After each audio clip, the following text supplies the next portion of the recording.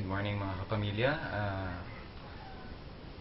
Alas 8 pa lang yata. So I just woke up and I've been telling myself to do this because I don't really get the time to thank everybody on air during guestings kasi may hinahabol tayong oras pag tsaka hindi natin hawak yun pag may mga guestings tayo. So I thought of making a video so that I could thank and names, recall names para makapagpasalamat din. But first, let me start off by thanking everyone and everybody who watched and tuned in sa nakaraang Pinoy MasterChef. MasterChef Pinoy edition.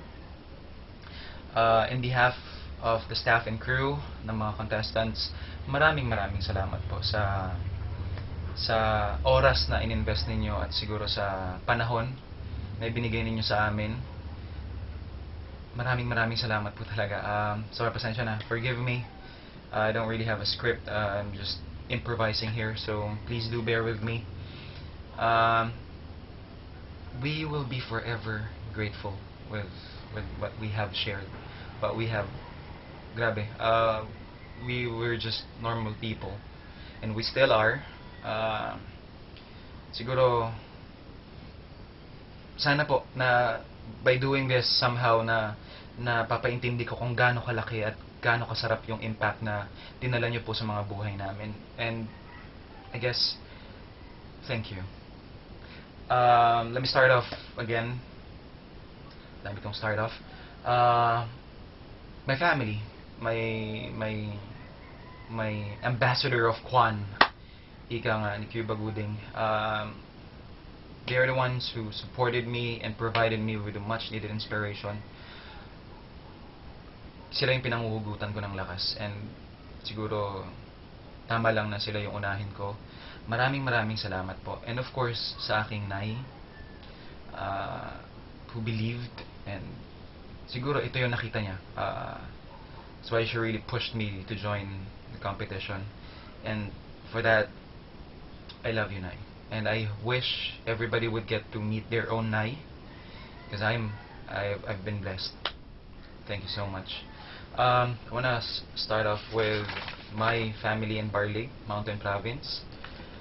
Barlig, and of course Baguio.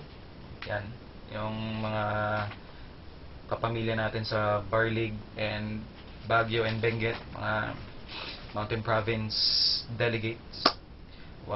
They were the ones who provided me with the ingredients that I used for the bigrot dish. Inangkat pa po nila yan from Mountain Province, and then they were there during the live cook-off. So thank you, sobra. Without you, bigrot will never be possible. And I don't think, kung gumamit pa ako ng ibang ingredients, I don't think it would be as 99 and 97 na grades na ibibigay ng mga judges. So thank you.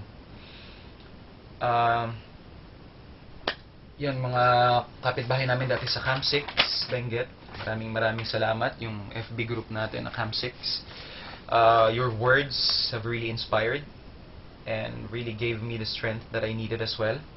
Maraming salamat po. And it is my honor to represent the whole Mountain Province and whole Ilocandia and whole Bicol and whole Philippines on a worldwide stage, I guess. And sa lahat din po ng mga salita ninyo, laking tulong. Lalong-lalo na din sa mga kapitbahay at kamag-anak ko pang nasa Mindoro, Pantalan, Mansalay, where I grew up, and saan daw ako natutong mangulit, sabi ng nanay ko, but which I don't agree. Hindi naman ako makulit. And sa aking mga kapamilya sa Las Piñas, sa mga umampon sa akin dyan, marami sila. Marami akong mga nagmamahal dyan at minamahal. Mga batchmates ko sa PERPS, maraming salamat. High school batchmates ko, and maraming salamat sa Perpetual for giving me the honor. They gave me some sort of a token. I really appreciate it. Sobrang nakaka-overwhelm. And of course, Inomoto de la Cruz family, maraming salamat. Happy birthday, Kuya. Sa Lazar family, na pagkalipat ko from Santo Tomas to Las Piñas, sila yung unang-unang umampon sa akin. Maringging, Villana family ng Batangas, maraming salamat. Lisa family, ng aking kumpare at tito kumpare. And Foliero family, kay Dab and his family, maraming salamat. Kay Dom, of course, Blanco family. And Grupo family. Sino pa ba? Am I missing out? Liza, Foliero, Grupo, Blanco family, Cuarto family, Quinn family. Sino pa ba? I hope I'm not missing out. Anyway, mga barkada ko sa Lawan, Diyos ko po, mga makukulit kong barkada sa Lawan. Yeah, boy. Yan, sa buong Las Piñas, I'm honored to represent as well. Las Piñas, actually, ang dami ko po kasing nare-represent. Mansalay, Santo Tomas, and of course, Santo Tomas, where my dad and my mom and mga pamangkin ko, doon sila nakatira ngayon sa Namboongan, La Union. Maraming salamat sa buong Santo Tomas at sa buong Agoo, sa mga umampon din sa akin dyan. Dimsu, who would have thought that you guys would be proud of me? I'm very proud that you guys are proud of me. And really, it's like a joke for me, pero I'm really honored. Sobrang nakakatuwa. Grabe. Sa Tomas buong La Union, amin kayo apo, agragsaka, agyamanap na kita.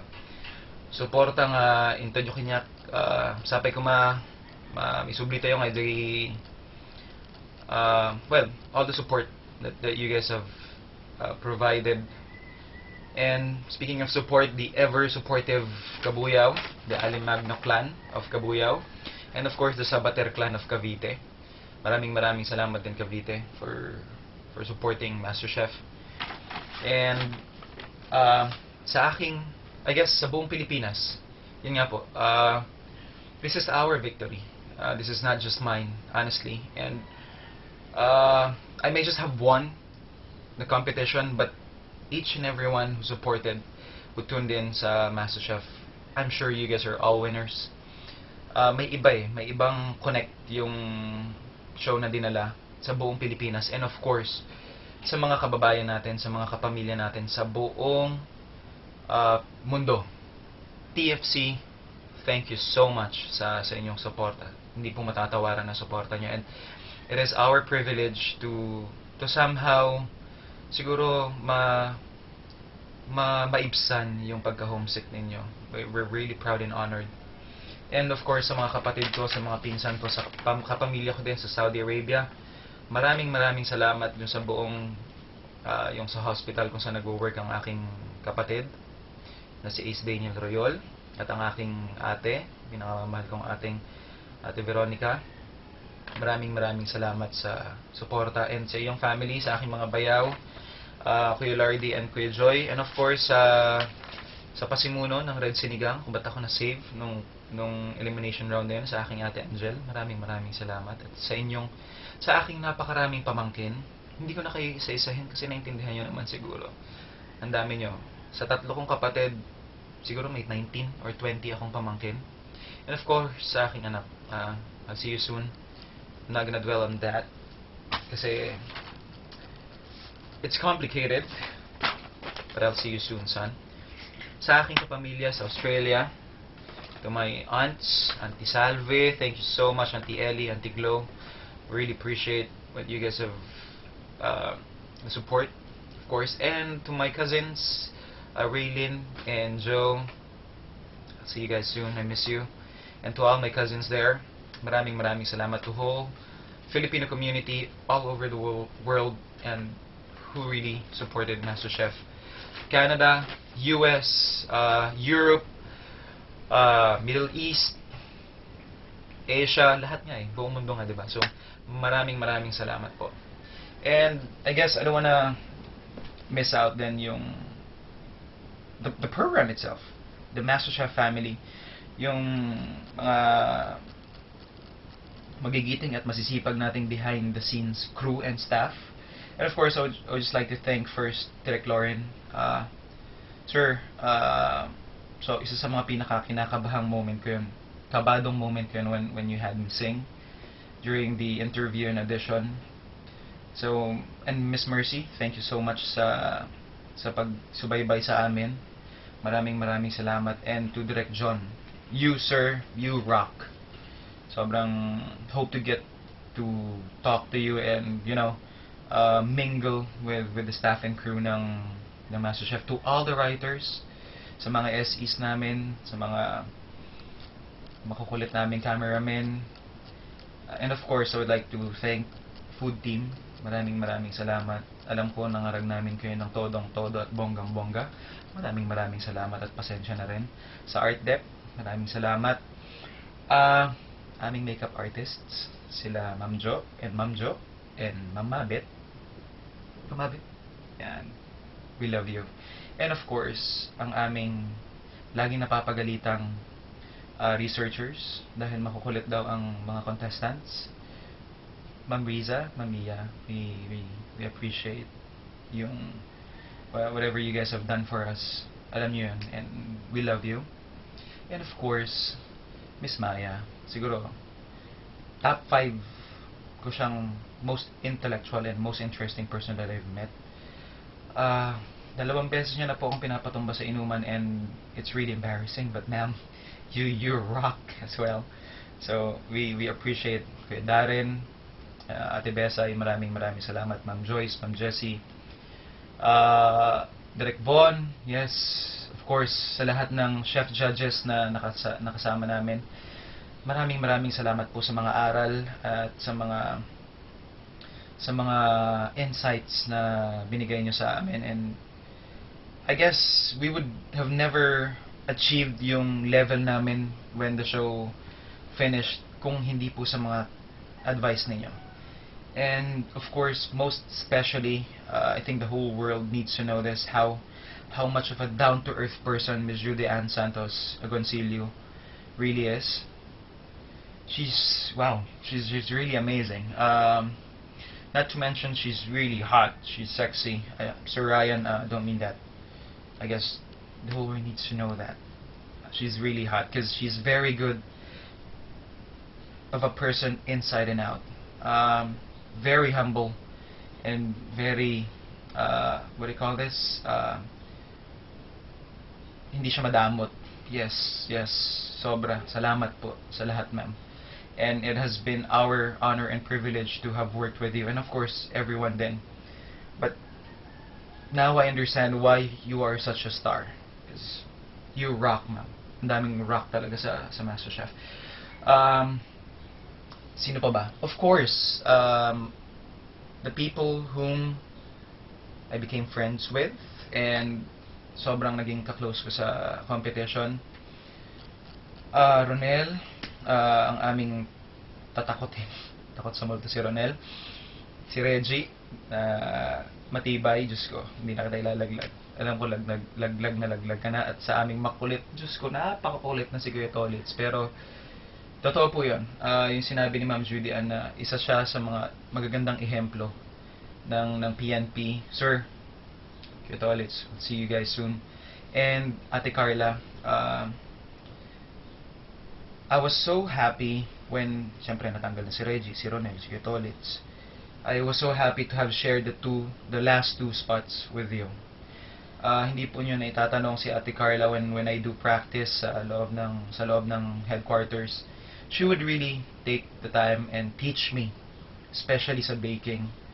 Ang dami ko pong natutunan kay Ate Carla, and with that, God bless you, Ate Carla. Hindi ka madamot and you deserve all the credit.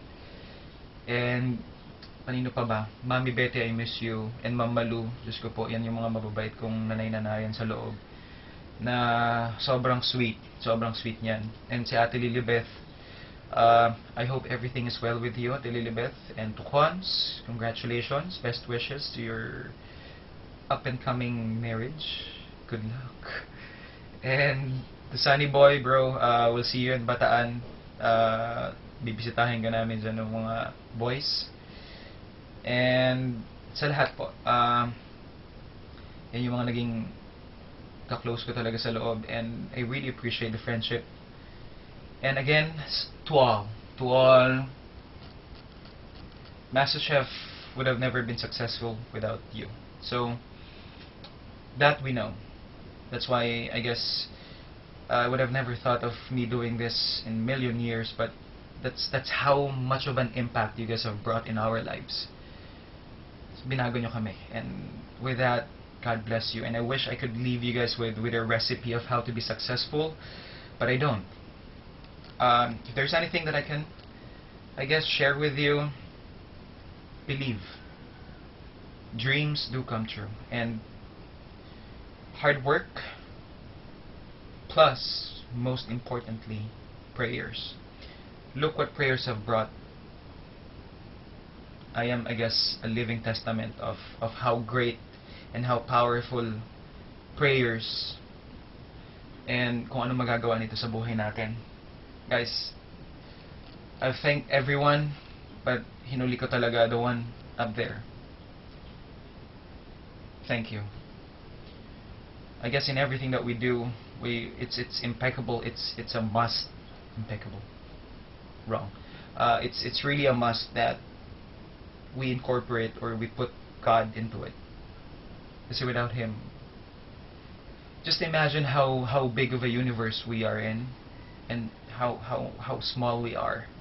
So napaka-arrogante naman natin if we're not gonna think of the boss up there. Basta, we thank you again for the nth time.